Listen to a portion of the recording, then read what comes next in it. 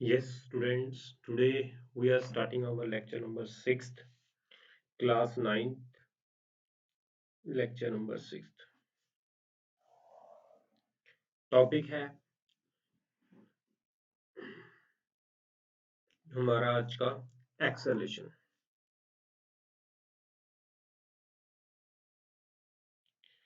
Yes बच्चों, अब तक आपने जो हमने जो पढ़ा है अब तक उसके अंदर हमने डिस्टेंस के बारे में पढ़ा है, डिस्प्लेसमेंट के बारे में पढ़ा है, स्पीड के बारे में पढ़ा है, वेलोसिटी के बारे में पढ़ा है। ठीक बच्चों, अब हम आगे पढ़ रहे हैं। हमारा आज का टॉपिक है एक्सेलरेशन। बच्चों, जब जब याद रखना, जब जब वेलोसिटी में चेंज होता है तो एक्सेलरेशन प्रोड्यूस होता है, राइट? तो लिखो, it is defined as the rate of change of velocity। जब जब velocity में चेंज होगा तो क्या प्रोड्यूस होगा बच्चों? एक्सेलरेशन प्रोड्यूस होगा। क्लियर? ध्यान रख, ठीक। इसके बाद अगर मैं बात करूं एक्सेलरेशन का formula, change in velocity, final velocity minus initial velocity upon time taken. तो ये हमारा एक्सेलरेशन का बच्चों फॉर्मूला है। What is you? You is the initial velocity, v is the final velocity, right? अब बच्चों हमारे पास आपने याद रखना है, जो एक्सेलेरेशन होती है इसका मैग्नीट्यूड भी होता है, इसकी डायरेक्शन भी होती है। जिस क्वांटिटी का मैग्नीट्यूड भी होता है और जिस क्वांटिटी की डायरेक्शन होती है उसे हम कौन सी क्वांटिटी बोलते हैं? Vector quantity. तो acceleration is a vector quantity, it is a vector quantity. ठीक। और दूसरी बात, अगर वेक्टर क्वांटिटी है तो इसकी डायरेक्शन भी होगी, लेकिन आपने याद रखना है जो इसकी डायरेक्शन होगी वो किस तरफ होगी? Change in velocity. जो चेंज इन वेलोसिटी की डायरेक्शन होगी वही डायरेक्शन किसकी होगी? एक्सेलरेशन की। It's direction is same as that of change in velocity. Clear? SI unit, इसकी एसआई यूनिट क्या होगी? देखो, वेलोसिटी की क्या होती है हमारे पास? चेंज इन वेलोसिटी यानी वेलोसिटी की यूनिट क्या होती है? मीटर पर सेकंड। ठीक है बच्चों। टाइम की क्या होती है? सेकंड। तो ये क्या बन गया? मीटर। ये सेकंड ऊपर जाकर माइनस का बन जाएगा तो माइनस माइनस ये 2 आ गया। तो ऐसे ही यूनिट इसकी जो आ गई मीटर पर सेकंड स्क्वायर एक्सेलरेशन की। ठीक बच्चों, इसके बाद आगे मैं बात करता हूँ टाइप्स की। इसकी टाइप एक्सेलरेशन की कौन कौन सी होती हैं? दो टाइप्स होती हैं बच्चों, यूनिफॉर्म एक्सेलरेशन और सेकंड है नॉन यूनिफॉर्म एक्सेलरेशन।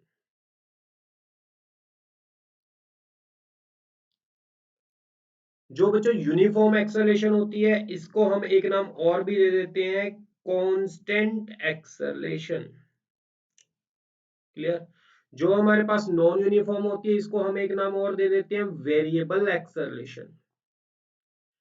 अब बच्चों जो यूनिफॉर्म एक्सेलरेशन है इसका मतलब यानी कांस्टेंट एक्सेलरेशन है, एक्सेलरेशन की वैल्यू फिक्स है, यानी I can say acceleration is equal to constant. यहाँ पर एक्सेलरेशन फिक्स नहीं है, यहाँ पर एक्सेलरेशन है वेरिएबल। क्लियर बच्चों? मैं आपको एक एग्जांपल से समझाना चाहता हूँ इसको, दोनों को मैं आपको एक एग्जांपल से समझाता हूँ।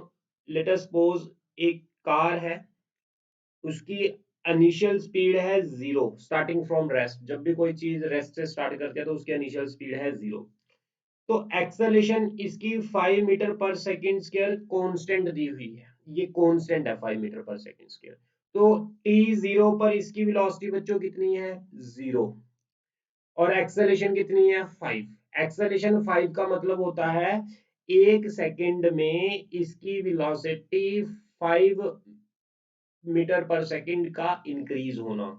यानी अगर मैं बात करूं, अगर ये कार यहां पर पहुंच गई t is equal to 1 second में, तो इस कार की स्पीड कितनी होगी? अब 1 सेकंड बाद इसकी स्पीड हो जाएगी बच्चों 5 मीटर पर सेकेंड। ठीक है, क्योंकि एक्सेलरेशन 5 मीटर पर सेकेंड का मतलब होता है 1 सेकंड में कितनी स्पीड बढ़ रही है? 5 बढ़ रही है। अगले 1 सेकंड में T2 सेकंड में इस कार की स्पीड कितनी हो जाएगी बच्चों? यस, अगले 1 सेकंड में इस कार की स्पीड कितनी हो जाएगी? 10 मीटर पर सेकेंड, क्योंकि हर एक 1 सेकंड में कितनी स्पीड बढ़ रही है? 5। This is the meaning of constant acceleration. अगर a is equal to 5 metre per second square दी है तो इसका मतलब जो कार की स्पीड है हर 1 सेकंड में 5 मीटर पर सेकेंड बढ़ रही है। क्लियर? और ये फिक्स है, 1 सेकंड में 5 मीटर पर सेकेंड का स्पीड का बढ़ना, this is fix, this is called constant acceleration.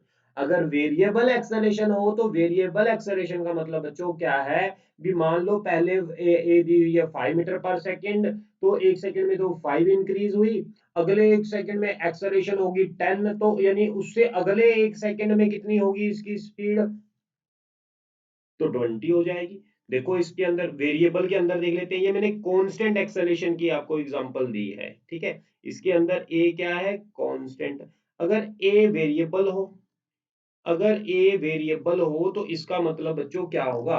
Variable का मतलब देखो, हमारे पास मान लो यहां पर मैंने एक कार मानी, ये मेरे पास एक कार है, ये चल रही है, इसकी स्पीड इनिशियल 0 है, initial acceleration 5 metre per second square है। तो T1 में इसकी स्पीड कितनी हो जाएगी बच्चों? T1 में इसकी स्पीड हो जाएगी 5 मीटर पर सेकेंड, 1 सेकंड में। अगले 1 सेकंड में कितनी होगी? अगर मैं बात करूं अब इसकी पहले तो इसकी एक्सेलरेशन थी 5, अब एक्सेलरेशन होगी 10 मीटर पर सेकेंड स्क्वायर। तो अब इसकी जो स्पीड अगले सेकंड में बढ़ेगी वो 10 बढ़ेगी, 5 से 10 बढ़ गई तो कितनी होगी स्पीड? 15 मीटर पर सेकेंड होगी।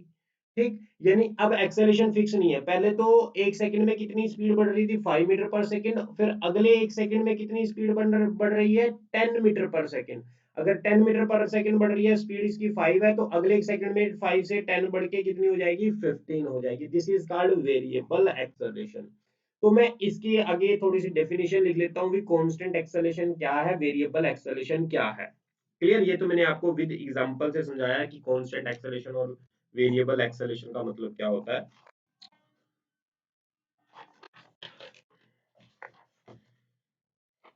यस बच्चों, स्टार्ट करते हैं।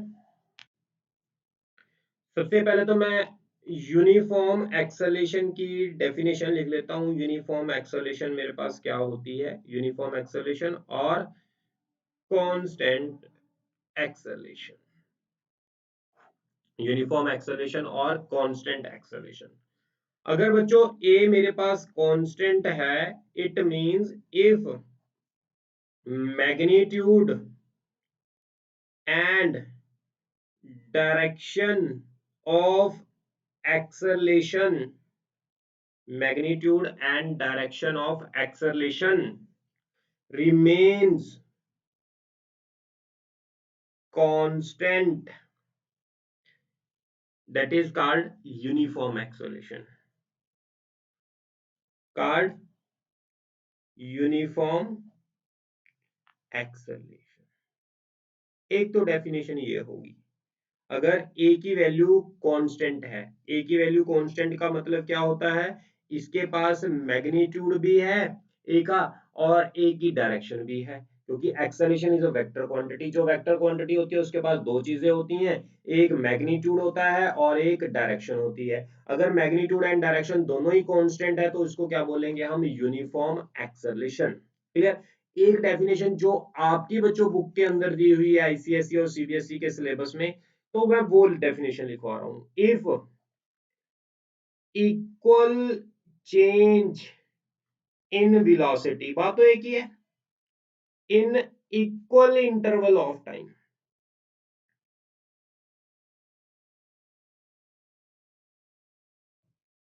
if equal change in velocity in equal interval of time, called uniform acceleration। ठीक, अगर आप पीछे मैं एग्जाम्पल की बात करूं, जो मैंने आपको एग्जाम्पल समझाई है, इस एग्जाम्पल के अंदर आप ये देखो कि एक्सेलेरेशन 5 फिक्स है, डायरेक्शन भी फिक्स है, इसी डायरेक्शन में चल रही है। 5 मैग्नीट्यूड हो गया, डायरेक्शन इस डायरेक्शन में चल रही है, दोनों फिक्स है। t0 पर इसकी स्पीड कितनी है? 0। t1 पर कितनी होगी? 5। t2 पर कितनी होगी? 10। तो हर एक सेकंड में कितना वेलोसिटी में चेंज आ रहा है? 5। एक सेकंड में 0 से 5 हो गई, अगले एक सेकंड में 5 से 10 होगी, तो हर एक सेकंड में कितना वेलोसिटी में चेंज आ रहा है? 5। यानी चेंज इन वेलोसिटी जो है वो कांस्टेंट है, इक्वल है, इक्वल इंटरवल में, एक सेकंड में 5 मीटर पर सेकंड स्पीड इंक्रीज कर रही है। तो आपकी दो डेफिनेशन बनती हैं, दोनों तरीके से आपको समझ आनी चाहिए। यूनिफॉर्म एक्सेलरेशन जिसके अंदर एक्सेलरेशन की वैल्यू यानी उसका मैग्नीट्यूड एंड उसकी डायरेक्शन कांस्टेंट रहती है। दूसरा, या फिर इक्वल वेलोसिटी इंक्रीज करती है with equal interval of time. Clear? Yes बच्चों, लिखो आगे।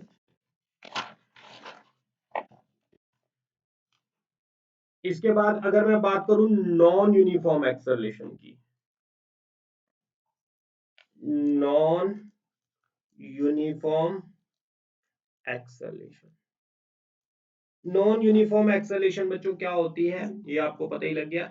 If A is not constant, अगर ए कांस्टेंट ना हो, अगर ए कांस्टेंट नहीं होगा, ना ही उसकी डायरेक्शन फिक्स होगी, आइदर उसका मैग्नीट्यूड चेंज हो सकता है या उसकी डायरेक्शन चेंज हो सकती है, दोनों में से एक चीज चेंज हो सकती है। बोलो। एक्सेलेरेशन के पास दो चीजें होती हैं, मैग्नीट्यूड एंड डायरेक्शन। अब एक्सेलेरेशन फिक्स्ड नहीं है, कांस्टेंट नहीं है, कांस्टेंट नहीं है तो इट मीन या तो उसका मैग्नीट्यूड चेंज हो सकता है या उसकी क्या हो सकती है? डायरेक्शन चेंज हो सकती है। मैग्नीट्यूड में चेंज होने से या फिर डायरेक्शन में चेंज होने से एक्सेलेरेशन क्या हो जाएगी? नॉन यूनिफॉर्म हो जाएगी। ठीक। अब आप इसकी दूसरी डेफिनेशन जो आपके बुक में है वो भी बना सकते हो। नॉन यूनिफॉर्म एक्सेलरेशन क्या होती है? अगर वेलोसिटी में चेंज अनइक्वल हो in equal interval of time. तो मैं ये वाली डेफिनेशन लिख लेता हूं। If unequal change in velocity in equal interval of time, equal interval of time, then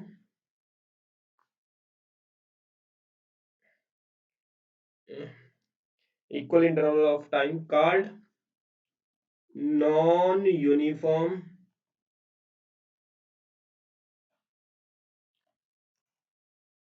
acceleration,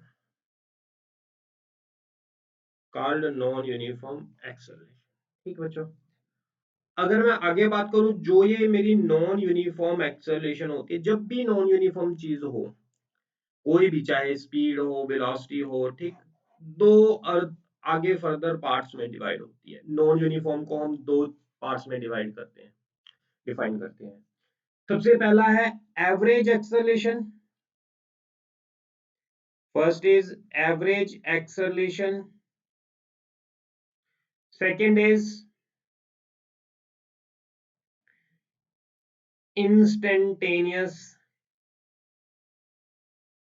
acceleration।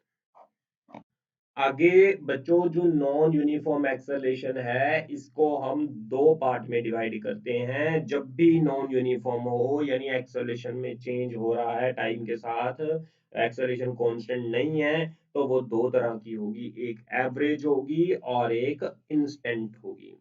Average का मतलब हमने स्पीड वेलोसिटी में बच्चों बहुत कर लिया। एवरेज का मतलब क्या होता है? Total change in velocity in the given time interval. Clear यहां तक? ओके। इंस्टेंटेनियस एक्सेलरेशन में क्या होगा बच्चों? एक्सेलरेशन एट पर्टिकुलर इंस्टेंट, किसी एक खास टाइम पर जो एक्सेलरेशन हो, that is called instantaneous acceleration. जो किसी एक पर्टिकुलर टाइम पर, इतने टाइम पर मेरी एक्सेलरेशन इतनी थी, that acceleration is called instantaneous acceleration. Total velocity में चेंज अपॉन टोटल, हमने कितनी वेलोसिटी कितनी बार एक्सेलरेशन में चेंज किया है ना, तो एक्सेलरेशन में चेंज होने से वेलोसिटी में चेंज होगा, कितनी बार वेलोसिटी में चेंज हुआ अपॉन टोटल कितना टाइम लगा, दैट इज कॉल्ड एवरेज। किसी भी चीज की आप एवरेज निकाल लो, ठीक है ना बच्चों, यहां तक क्लियर। तो आगे हम बात करते हैं। इसके बाद इसके बाद बच्चों मैं आपसे ये बात कर रहा हूं कि एक्सेलेरेशन, ये आपको पता लग गया कि एक्सेलेरेशन जो होती है वो हमारे पास change in velocity upon time होती है। ये सभी को आपको अब पता लग गया, acceleration is equal to change in velocity upon time. तो ये हमारे पास क्या होती है, एक्सेलेरेशन होती है।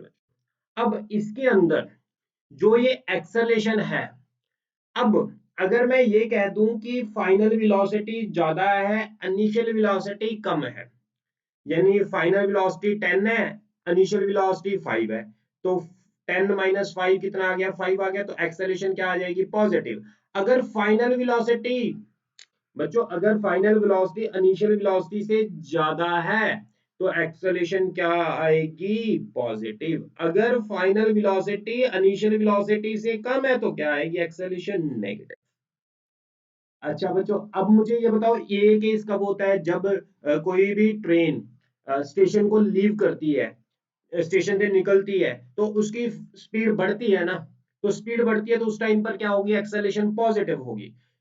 ठीक, अब जब स्टेशन पर वो पहुंचने वाली होती है, टूवर्ड्स अप्रोचिंग स्टेशन होती है, तो उसकी वेलोसिटी क्या होती है, धीरे धीरे धीरे धीरे धीरे कम होती है। यानी पहले वाली वेलोसिटी ज्यादा थी, इनिशियल वेलोसिटी ज्यादा थी, और फाइनल वेलोसिटी वो क्या होती है, धीरे धीरे धीरे धीरे कम हो रही है, तो वहां पर क्या बोलेंगे, नेगेटिव एक्सेलरेशन। बच्चों यानी एक्सेलरेशन में on the basis of sine we can say acceleration is also of two types, one is positive acceleration, second is negative acceleration। तो बच्चों सॉरी, पॉजिटिव एक्सेलरेशन का मतलब क्या होता है, तो मैं इसी तरह आपको यहां पर डिफाइन कर रहा हूं। अगर फाइनल वेलोसिटी इनिशियल वेलोसिटी से ज्यादा हो तो एक्सेलरेशन क्या होगी, पॉजिटिव। अगर फाइनल स्पीड इनिशियल स्पीड से कम हो तो एक्सेलरेशन क्या होगी बच्चों, नेगेटिव। जब पॉजिटिव एक्सेलरेशन होगी तो इसका नाम मैं लिख देता हूं, ये एक्सेलरेशन हमारे पास दो टाइप की होगी आगे फर्दर साइन के भी यहाँ पर, कि पॉजिटिव और नेगेटिव। बच्चों पॉजिटिव एक्सेलरेशन, इसका तो नाम हो गया पॉजिटिव एक्सेलरेशन, या फिर सिंपली इसको अकेला एक्सेलरेशन भी बोल देंगे। अब ये कौन क्या होगी हमारे पास, नेगेटिव एक्सेलरेशन। इसका इसके काफी नाम है बच्चों, इसका नाम है रिटार्डेशन, एक नाम तो ये है। इसका नाम एक और है, डी एक्सेलेशन। ठीक, ऐसे इसके नाम है हमारे पास। यस बच्चों, यहां तक क्लियर आपको। अब इसके बाद पॉजिटिव एक्सेलेशन कब होती है बेसिकली, मान लो हमारे पास यहाँ पर कोई गाड़ी है, ये वेलोसिटी है, ये एक्सेलरेशन है, इसी डायरेक्शन में आपने घर से चलते वक्त आपने एक्सेलेटर पर पैर रख दिया तो एक्सेलरेशन वेलोसिटी की डायरेक्शन क्या होगी, सेम। तो स्पीड क्या होगी हमारे पास, इंक्रीज हो गई।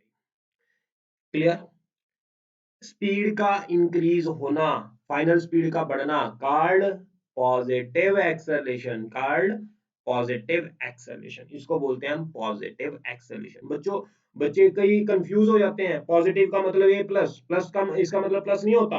अगर मैं यही कह दूं कि मेरी गाड़ी जो है अब इस तरफ चल रही है,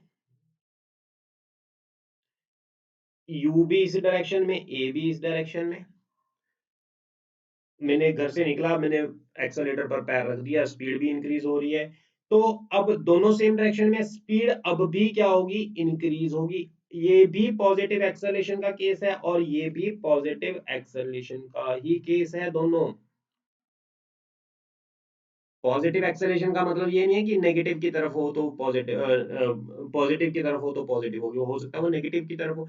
पॉजिटिव एक्सेलरेशन का मतलब वो ये होता है कि बॉडी की स्पीड को इंक्रीज करना, दैट्स इट। अगर बॉडी की स्पीड बढ़ रही है तो पॉजिटिव एक्सेलरेशन होगी, अगर बॉडी की स्पीड कम हो रही है तो नेगेटिव एक्सेलरेशन। क्लियर बच्चों? अब नेगेटिव एक्सेलरेशन लिख लेते हैं। नेगेटिव एक्सेलरेशन बच्चों कब होगी? जब आप अपने घर पर पहुंचते हो, ठीक है ना, ऑफिस से आप अपने घर पर पहुंच गए, तो अब आपने घर पर गाड़ी को खड़ा करना है, तो आपकी जो स्पीड होगी तो आपने क्या करोगे, ब्रेक पर पैर रखोगे, तो इसकी स्पीड क्या होगी, कम होगी ना, तभी कम होगी ना, स्पीड डिक्रीज होगी, जिसको हम क्या बोलेंगे बच्चों, रिटार्डेशन। रिटार्डेशन कब होते हैं? जब ये दोनों ऑपोजिट डायरेक्शन में होती हैं, स्पीड एंड एक्सेलरेशन। क्लियर? इसको हम बोल देंगे रिटार्डेशन। यस बच्चों। अब इसकी मैं एक एग्जांपल आपको और समझाता हूं। आप मुझे बताओ कि कहां पर एक्सेलरेशन पॉजिटिव होगी, कहां पर एक्सेलरेशन नेगेटिव होगी। आपको ये पता लग गया, एक्सेलरेशन वहां पर पॉजिटिव होगी जहां पर स्पीड इंक्रीज करेगी, जहां पर स्पीड डिक्रीज करेगी वहां एक्सेलरेशन नेगेटिव होगी। ठीक है, तो मुझे फटाफट बताओ कि कहां कहां एक्सेलरेशन पॉजिटिव होगी, कहां कहां एक्सेलरेशन नेगेटिव होगी। सबसे पहले अगर कार स्टार्ट कर रही है, कार चलना स्टार्ट कर रही है, तो उसकी एक्सेलरेशन क्या होगी, पॉजिटिव। अब अगर हम कार ने रुकना है तो उसकी एक्सेलरेशन क्या होगी, नेगेटिव। अगर मैं किसी बॉडी को ऊपर फेंक रहा हूं बच्चों, उसकी स्पीड कम होगी या ज्यादा होगी, धीरे धीरे। जैसे ही हमने किसी बॉडी को ऊपर फेंका, उसकी स्पीड क्या होती है, कम होते होते होते होते हाईएस्ट पॉइंट पर जीरो हो जाती है, तो इट मींस यहाँ पर एक्सेलरेशन क्या होगी, नेगेटिव होगी। यानी अपवर्ड मोशन की जो एक्सेलरेशन होगी वो होगी नेगेटिव। और बताओ, अगर मैं ऊपर से बॉडी नीचे फेंक दूं तो क्या होगा, उसकी स्पीड बच्चों धीरे धीरे धीरे धीरे इंक्रीज करेगी। यानी अगर नीचे मैंने फेंका किसी चीज को, तो वहां एक्सेलरेशन क्या होगी, पॉजिटिव। जिस बॉडी की स्पीड इंक्रीज करे उसको पॉजिटिव एक्सेलरेशन, जिसकी डिक्रीज करे उसे हम नेगेटिव एक्सेलरेशन यानी रिटार्डेशन बच्चों नाम देते हैं। यहां तक देख लो, आपको एक्सेलरेशन के कॉन्सेप्ट के बारे में क्लियर हो गया बच्चों सारा। अब इसके बाद हम स्टार्ट कर रहे हैं, अब तक जो हमने पढ़ा मैं उसको कैटेगराइज करके आपको आगे का पार्ट हम डिस्कस करेंगे।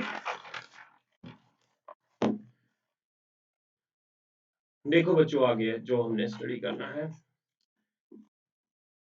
अब जो हम पढ़ रहे थे one D motion, mainly one D motion ही आपके सिलेबस में है 9th 10th। तो वन डी मोशन को मैंने दो हिस्सों में बांट दिया। एक है नॉन एक्सरलेटेड, जिसकी एक्सरलेटेड एक्सरलेशन नहीं होती। एक होता है एक्सरलेट, जिनकी एक्सरलेशन होती है। अब नॉन एक्सरलेशन का मतलब क्या होता है, जीरो। अगर एक्सरलेशन नहीं होगी बच्चों तो स्पीड में चेंज नहीं होगा। यस, तो मुझे अगर एक्सेलेरेशन नहीं होगी, तो एक्सेलेरेशन का मतलब होता है change in speed upon time, तो v minus u is equal to zero, तो v is equal to zero, यानी initial speed is equal to final speed, यानी speed is equal to constant. Yes बच्चों, अगर एक्सेलेरेशन नहीं होगी तो speed क्या होगी, बॉडी की कांस्टेंट होगी, यानी वो एक ही स्पीड से चलेगी। जब कोई बॉडी एक सिंगल स्पीड से चलती है बच्चों, जब कोई बॉडी सिंगल स्पीड से चलती है, तो उसको सॉल्व करने के लिए हमें, हमारे पास एक ही फॉर्मूला है, speed is equal to distance upon time. याद रखना, अगर क्वेश्चन में एक्सेलेरेशन की बात ही नहीं की होगी तो आपके पास क्वेश्चन को सॉल्व करने का एक ही तरीका है, वो है speed is equal to distance upon time. Clear बच्चों? अगर एक्सेलरेटेड मोशन है, जैसा कि मैंने आपको बताया है, तो दो तरह का फर्दर मोशन हो सकता है।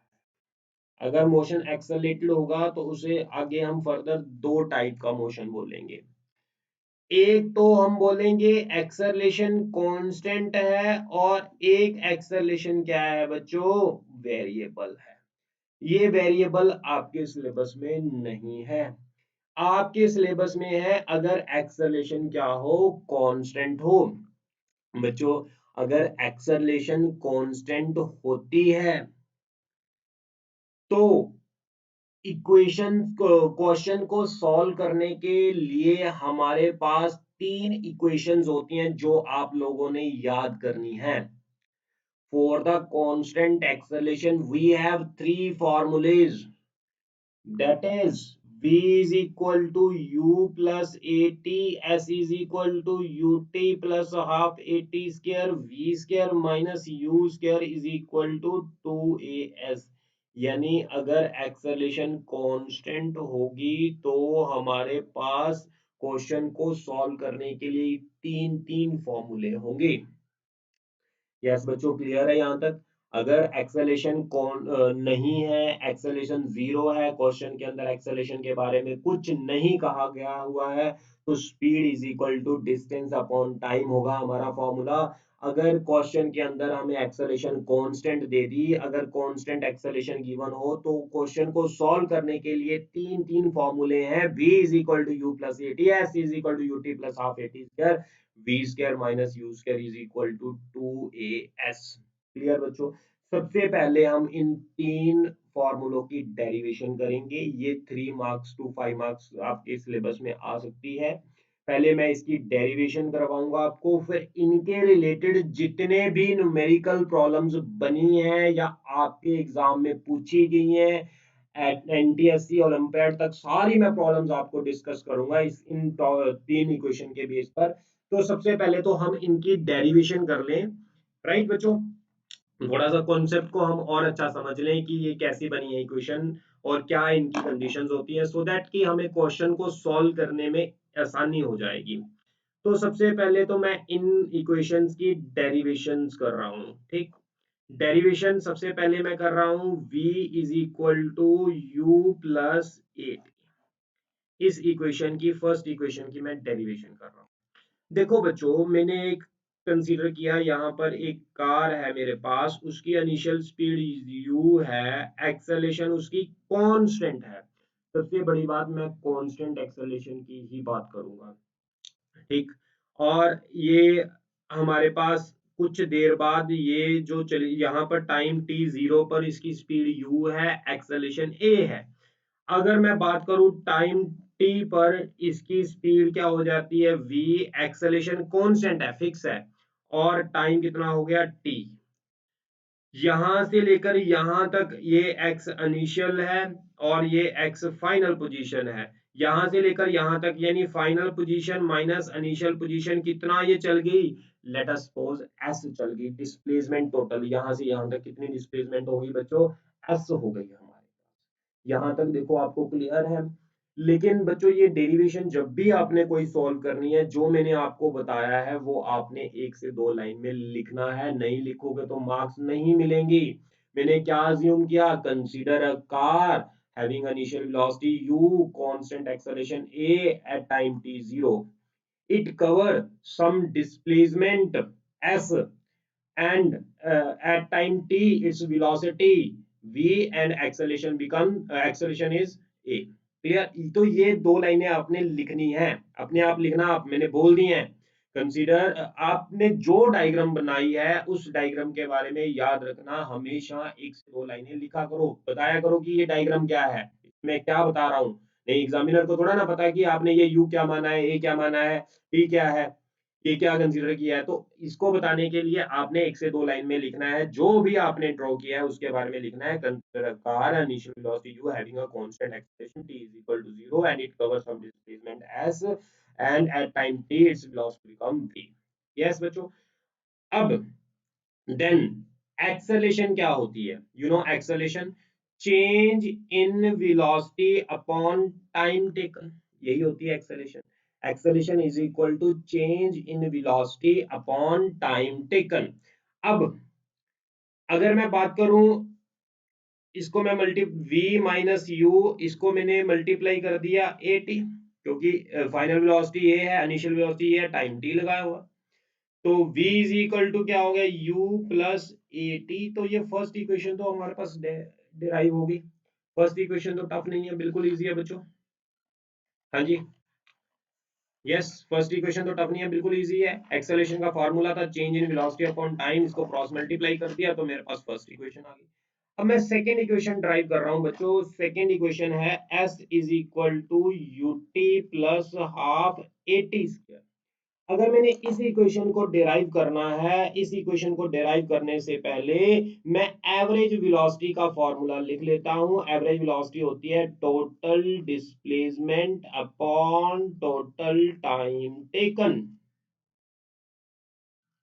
Total displacement upon total time taken, यही होता है। अब हमारे पास एवरेज वेलोसिटी, यस बच्चों, average velocity is equal to total displacement क्या था s, टाइम कितना है t, ठीक। तो s किसके इक्वल आ गया बच्चों, v average into T. Clear. v average, average velocity कितनी होती है मुझे ये बताओ। एवरेज वेलोसिटी को मैं ऐसे भी लिख सकता हूं बच्चों, initial velocity plus final velocity bye 2, क्योंकि इनिशियल वेलोसिटी u है, फाइनल वेलोसिटी v है। तो मैं एवरेज को ऐसे भी कैलकुलेट कर सकता हूं ना, total initial velocity total final velocity bye 2, ये मैं आपको पहले करवा चुका हूं, ठीक, इनटू टाइम t। क्लियर बच्चों, यहां तक समझ लग गया आपको। अब हमें s is equal to U T plus half A T square के अंदर हमें क्या रिक्वायर्ड नहीं है, हमें v रिक्वायर्ड नहीं है बच्चों। तो v रिक्वायर्ड नहीं है तो v की वैल्यू तो अभी हमने कैलकुलेट किया है, क्या, u प्लस एटी, ये तो अभी कैलकुलेट किया into T. s is equal to 2u plus A T by two into T. s is equal to u plus half A T square, T को अंदर मैंने मल्टीप्लाई कर दिया, ये 2 से 2 कट गया, ये यहाँ पर 2 है। s is equal to U T plus half A T square. ठीक बच्चों, यहाँ तक देखो आपको क्लियर है इतना। इसके बाद मैं third equation of motion derive कर रहा हूँ बच्चों। थर्ड इक्वेशन ऑफ मोशन होती है v square minus you square is equal to 2as। इसको मैंने डिराइव करना है बच्चों। मैं इसको डिराइव करने के लिए दोबारा फिर यही फॉर्मूला लिखता हूं, average velocity is equal to displacement upon time, displacement is equal to average velocity into time. ठीक है, मैंने यही फॉर्मूला दोबारा फिर लिख लिया। अब एवरेज वेलोसिटी वही होती है क्या, u plus v by two into time. अब देखो हमने इस फॉर्मूले के अंदर क्या आपको कहीं टाइम दिखाई दे रहा है बच्चों, टाइम तो है नहीं, पूरी इक्वेशन में टाइम नहीं है। तो यानी मुझे ये इक्वेशन बनाने के लिए जो भी मेरे पास इक्वेशन है यहां से मुझे t को खत्म करना पड़ेगा। t को खत्म करने के लिए क्या करेंगे, v is equal to you plus A t हमारे पास फॉर्मूला होता है बच्चों, ये तो हम ऑलरेडी डिराइव कर चुके हैं। v में से u माइनस कर दो is equal to a t, तो t कितना आ जाएगा, v minus u by a. ये वैल्यू इसके अंदर पुट कर दो, यस। तो s is equal to u, मैं इसको u प्लस v को v प्लस यू भी लिख सकता हूँ, 2 प्लस 3 3 प्लस 2 बराबर ही होते हैं बच्चों। इसको मैंने लिख दिया u प्लस v को v plus u into time v minus u by a. तो s किसके इक्वल हो जाएगा, v square minus you square by 2a। Yes बच्चों। अब v square minus you square is equal to 2as, ये हमारे पास इक्वेशन ऑफ मोशन थर्ड जो है वो हमने बच्चों डिराइव कर दी। यहां तक देखो आपको क्लियर है, तीन इक्वेशन थी, तीन इक्वेशन ऑफ मोशन मैंने डिराइव कर दी। अब इन तीन इक्वेशन ऑफ मोशन को मैंने यूज करके नंबर ऑफ प्रॉब्लम सॉल्व करनी है। क्लियर, चलें आगे। यस बच्चों,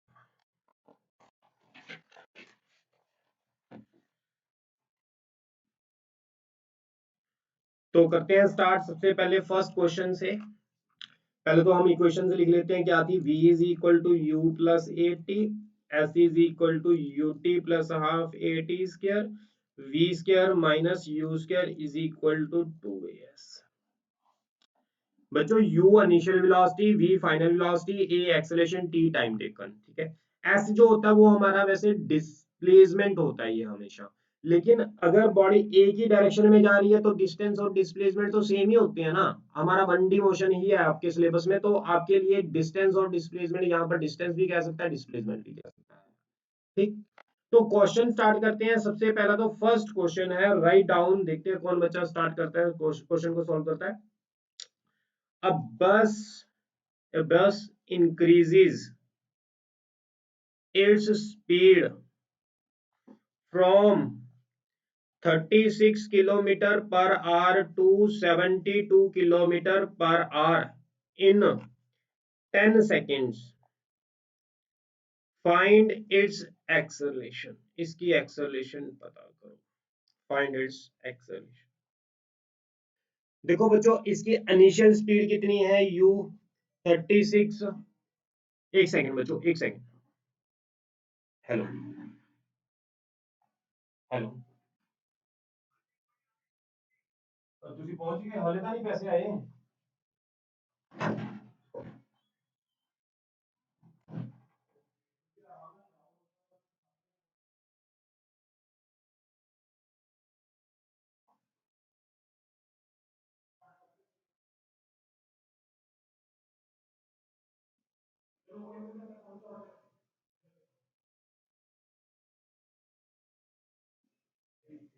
बस मतलब ਤੁਸੀਂ ਵੀ ਚਾਹੇ ਤਾਂ ਪਤਾ ਵਾਲਾ ਮੈਂ ਲੇਟ ਕਿਉਂ ਨਾ ਕਰੂੰ, ਪਰ ਤੁਸੀਂ ਬਿਨਾਂ ਆਏ नहीं है ना।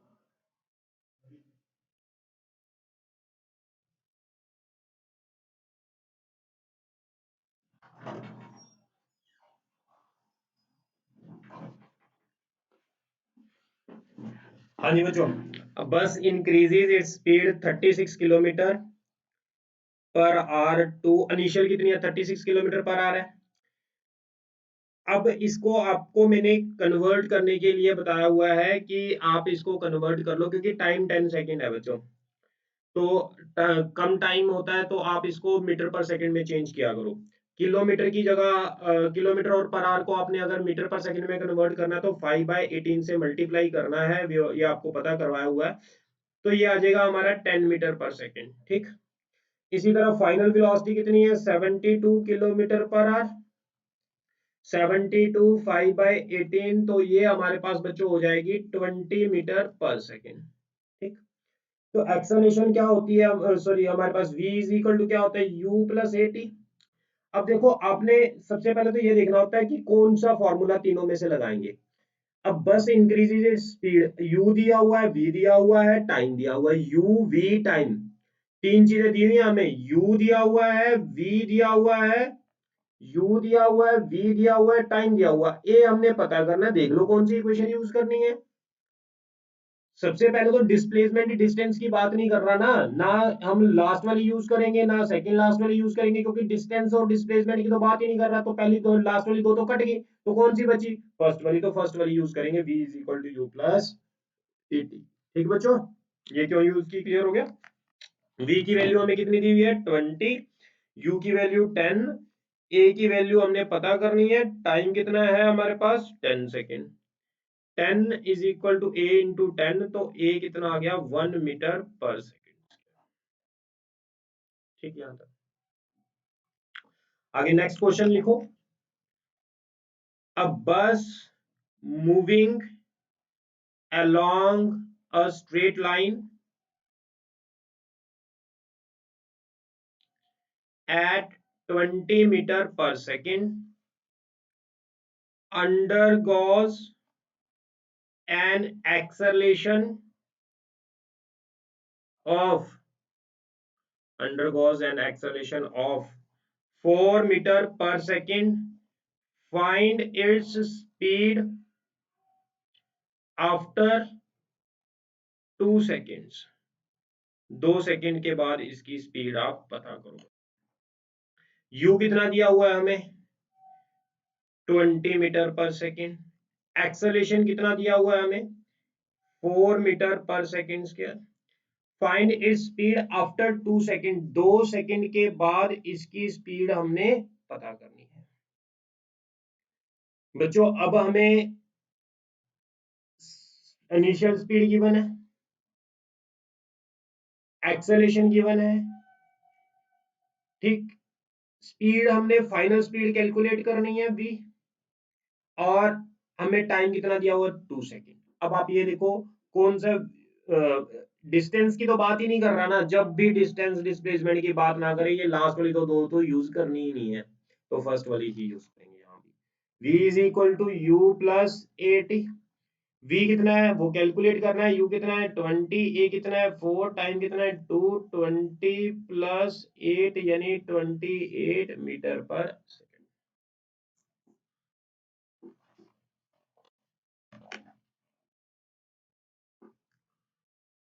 ठीक बच्चों।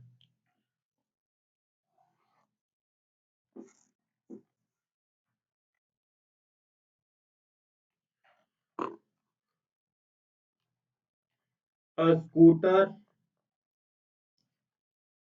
acquires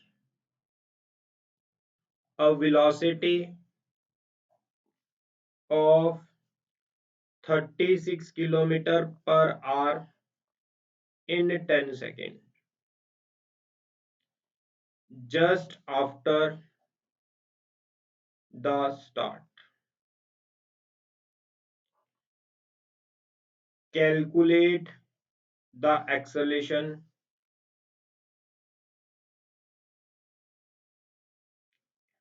of the scooter.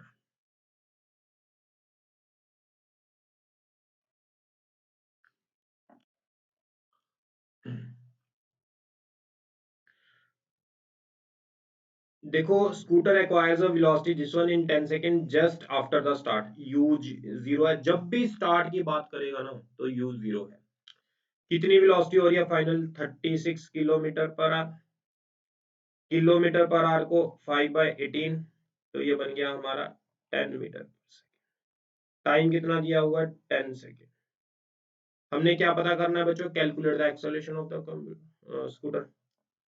तो अगेन वही फॉर्मूला, क्योंकि डिस्टेंस डिस्प्लेसमेंट की तो बात ही नहीं कर रहा बच्चों, ये पता करना है टाइम 10 सेकेंड। तो ये ओहो, ये तो पहले ही भी कर दिया था हमने, ये क्वेश्चन तो हमारा रिपीट हो गया मुझे लगता है ना। ये क्वेश्चन तो बच्चों हमारा रिपीट हो गया, बिल्कुल सेम क्वेश्चन हमने कर लिया था। यस बच्चों, यहाँ तक क्लियर है। आगे नेक्स्ट क्वेश्चन लिखो और प्रैक्टिस के क्वेश्चन की।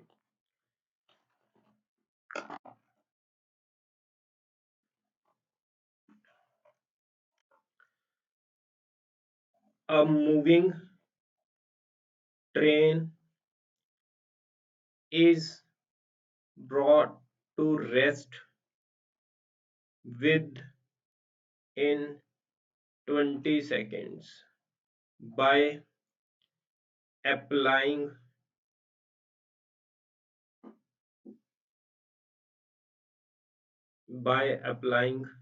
brakes. Find the initial velocity if the acceleration due to brakes is 2 metre per second. देखो बच्चों टाइम कितना गिवन है 20 सेकेंड्स। अब ब्रेक लगा रहा है, जब भी कोई ट्रेन पर, कार पर, बस पर, स्कूटर पर ब्रेक लगाए तो उसकी फाइनल स्पीड जीरो होनी होनी है। ठीक बच्चों, इनिशियल वेलोसिटी हमें कितनी दी हुई है, find the initial velocity, you निकालनी है। फाइनल स्पीड तो आपको पता ही है क्या होनी है, जीरो होनी, क्योंकि ब्रेक लगा दी है, फाइनल तो रुकेगा ही ना वो। तो एक्सेलरेशन हमें कितनी दी हुई है 2 metre per second square. Initial speed निकालनी है, फिर वही formula v is equal to you plus A T.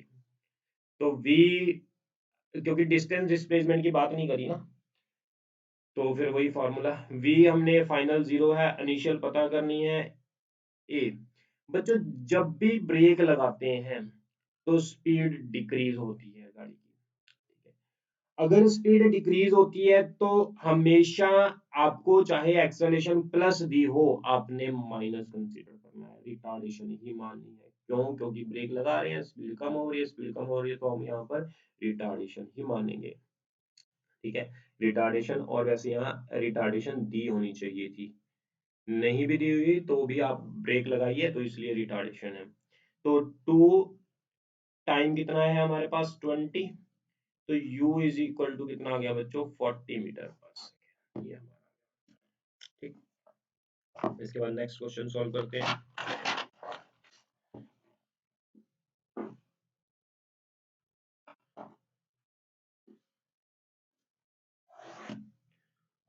A racing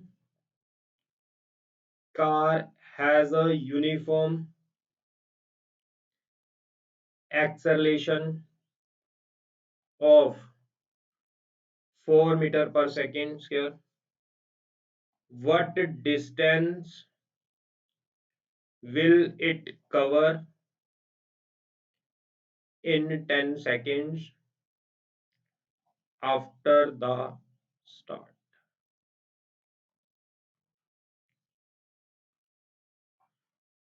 ए कितनी दी हुई है हमें 4 metre per second square, distance हमने कैलकुलेट करना है, टाइम कितना है 10 सेकेंड, यू इनिशियल स्पीड कितनी है बच्चों 0।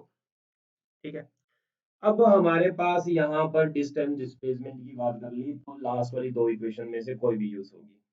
अब बच्चों आपको ये देखना है कि लास्ट वाली दो में से कौन सी यूज करनी है, तो मैं आपको उसकी भी एक ट्रिक बता देता हूँ। हमारे पास तीन इक्वेशन थी ना, अब डिस्टेंस डिस्प्लेसमेंट की बात कर रहा है तो लास्ट की दो ही यूज करेंगे।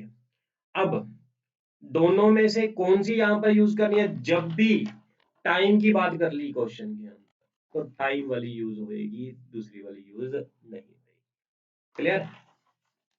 तो S is equal to U T plus half A T square, u तो 0 हो गया, हाफ a कितना है 4, टाइम कितना है 10 का स्क्वायर, तो डिस्टेंस हमारा बच्चों क्या आ जाएगा 200 metre.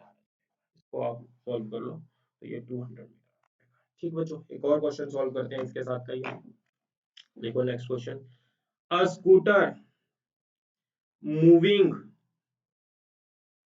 at a speed 10 meter per second is stopped by applying brakes which produce a retardation 0.5 meter per second square. How much distance will be covered by the scooter before it stops? रुकने से पहले ये कितना चल जाएगा, ये आपने बताना है बच्चों। A scooter moving at a speed, अब कितनी स्पीड से चल रहा है 10 मीटर पर सेकंड से चल रहा है स्कूटर। अब ब्रेक अप्लाई करिए तो ऑब्वियसली फाइनल स्पीड क्या हो जाएगी 0 हो जाएगी, ब्रेक अप्लाई करिए तो ये रिटार्डेशन ही होगी 0.5 मीटर पर सेकंड, क्योंकि स्पीड तो कम हो रही है। अब हमें डिस्टेंस की बात कर रहा है कितना कवर करेगा, तो ऑब्वियसली टाइम की बात नहीं कर रहा, डिस्टेंस की बात कर रहा है, तो टाइम की बात नहीं कर रहा, तो लास्ट इक्वेशन ये हमारे पास बचती है इसको सॉल्व करने के लिए। तो v square minus you square is equal to 2s, final तो स्पीड 0 है, इनिशियल वेलोसिटी कितनी है 10 का स्क्वायर, 2a कितना है माइनस 0.5, डिस्टेंस कितना है वो हमने कैलकुलेट करना है s, माइनस से माइनस कट गया, जब आप इसको सॉल्व करोगे तो ये आ जाएगा आपका 100 मीटर। यस बच्चों, यहाँ तक क्लियर है? एक दो क्वेश्चन और सॉल्व कर ले तो हमारा ये टॉपिक पूरा हो जाएगा बच्चों। देखो next question, a bullet going with speed 350 metre per second enters in a concrete wall and penetrates a distance of 5 centimeter before coming to rest. Find